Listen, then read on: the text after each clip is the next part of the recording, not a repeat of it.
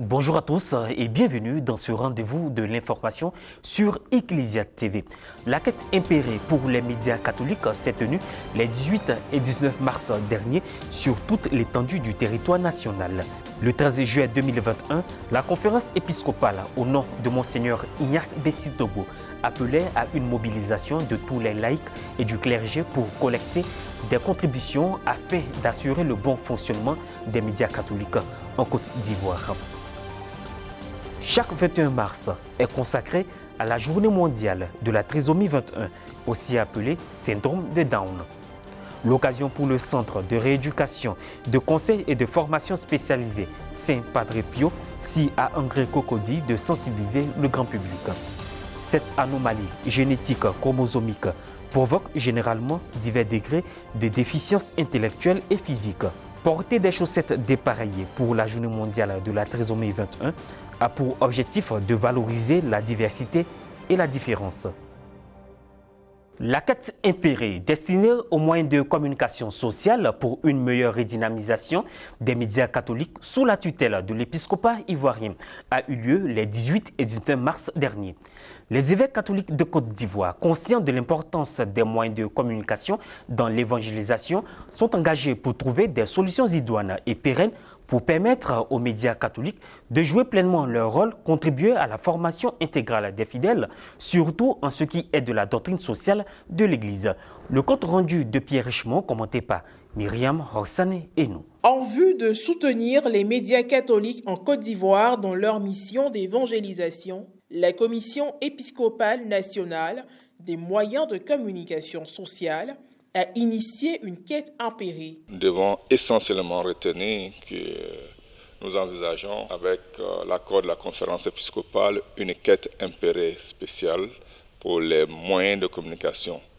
Elle est spéciale dans la mesure où elle va prendre la forme du Fonds national catholique, c'est-à-dire ça va traverser toutes les quêtes de la date en question. La deuxième édition a eu lieu les 18 et 19 mars 2023 sur toute l'étendue du territoire ivoirien. À la paroisse Sainte-Thérèse de l'Enfant Jésus d'Assinimatia, dans le diocèse de Grand-Bassam, son Excellence est Monseigneur Raymond Awa, président de la commission épiscopale pour les moyens de communication sociale, par ailleurs ordinaire du lieu, en pèlerinage avec ses différents conseillers paroissiaux, a souligné l'importance de cette quête impérée pour les médias catholiques. Tout ce que vous faites, s'il y a la communication, ça rend visible.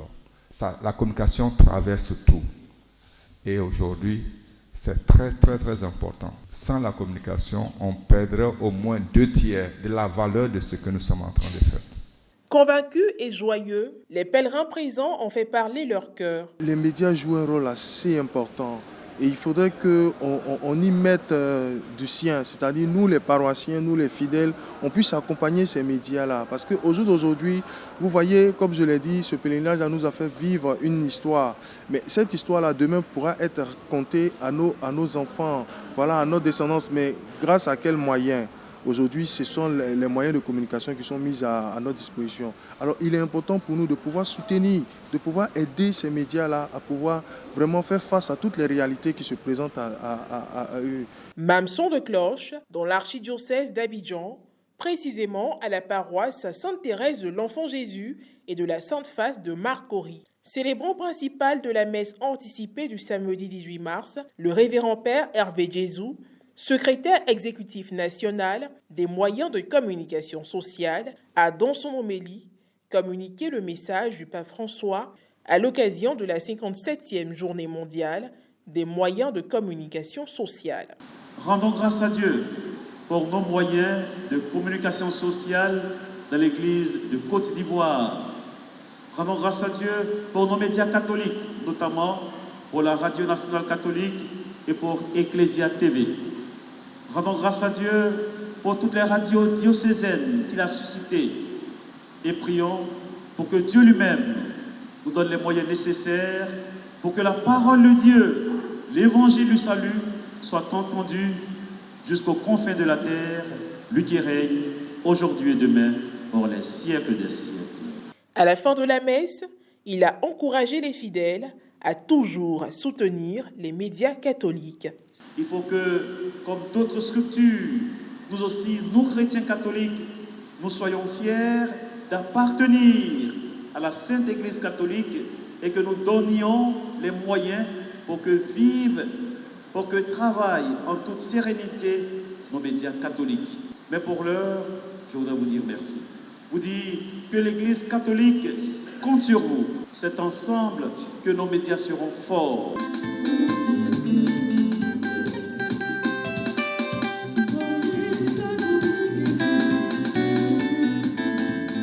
Je vous le disais en titre, grâce à son engagement fort louable, le Centre de rééducation, de conseil et de formation spécialisée Saint Padre Pio, à travers un défilé, a célébré le mardi 21 mars dernier la journée mondiale de la trisomie 21 à Angré-Cocody.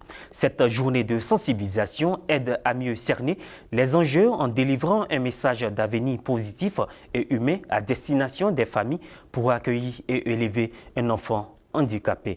Reporter d'image Francis Okwe, commentaire Morel Poti. Le Centre de rééducation, de conseil et de formation spécialisé Saint Padre Pio a célébré le mardi 21 mars dernier la journée mondiale de la trisomie 21 à travers un défilé dans les artères d'Angré dans la commune de Cocody. Cette date du 21 mars est donc traditionnellement consacrée à la sensibilisation de l'opinion publique à ce handicap d'origine génétique. Le Centre Saint Padre Pio se joint annuellement à cet élan en organisant de belles actions de notoriété.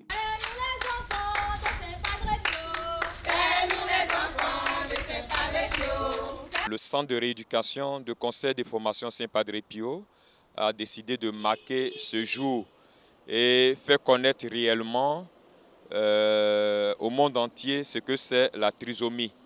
Alors il faut dire que, comme vous le constatez, nous avons porté des chaussettes dépareillées pour dire que c'est vrai que ces enfants sont différents, mais ils sont capables de grandes choses. Voilà, il faut noter que la trisomie n'est pas une maladie, mais c'est un handicap. La trisomie est un accident génétique qui se caractérise par 3 chromosomes au lieu de 2. L'objectif est de faciliter l'inclusion dans la société des personnes porteuses de trisomie 21 d'un chromosome de plus au moyen de différents actes. Les troubles liés aux déficiences intellectuelles d'origine génétique telles que la trisomie 21 ne sont pas une fatalité pour les patients et leurs familles. Les enfants qui ont besoin de soutien et d'aide, d'encadrement surtout, il faut que ces enfants soient insérés dans la société. Donc dans le centre, nous faisons un peu de socialisation, de stabilisation. Nous faisons aussi de l'apprentissage scolaire à ces enfants-là. Puis vu que c'est un accident chromosomique, ça ne dépend de personne. Donc l'État doit regarder, soutenir ces centres. Les perspectives de la recherche et de la médecine sont au contraire très encourageantes. Depuis sa création en 2015, le Centre de rééducation, de conseil et de formation spécialisé Saint Padre Pio tient un rôle essentiel dans la prise en charge efficiente des enfants vivant avec des handicaps. Alors, généralement, au niveau des facteurs de risque, ce qu'on connaît, on parle beaucoup de l'âge avancé de la mère, pas de l'âge maternel. Voilà. Donc, c'est démontré qu'après 34 ans, il peut y avoir vraiment des facteurs de risque. Donc, généralement, il y a ce facteur. Mais comme on le dit, c'est un accident génétique, donc du coup, ça peut arriver à tout moment. Ce sont des enfants en situation de handicap. Mais l'handicap ne les empêche pas de devenir quelqu'un plus tard dans la vie. À notre niveau ici, nous faisons des activités avec eux pour les rendre plus autonomes, pour pouvoir s'insérer dans le tissu social. Nous travaillons avec les parents en étroite collaboration. Nous essayons de leur donner des conseils, puisque l'enfant passe plus de temps à la maison qu'au centre. Cette journée mondiale a été mise en place avec le soutien des Nations Unies dans le but de mieux informer la population sur cette maladie et sur ses traitements. Et voilà, ainsi se referme cette édition. Merci de l'avoir suivi. Que Dieu nous bénisse.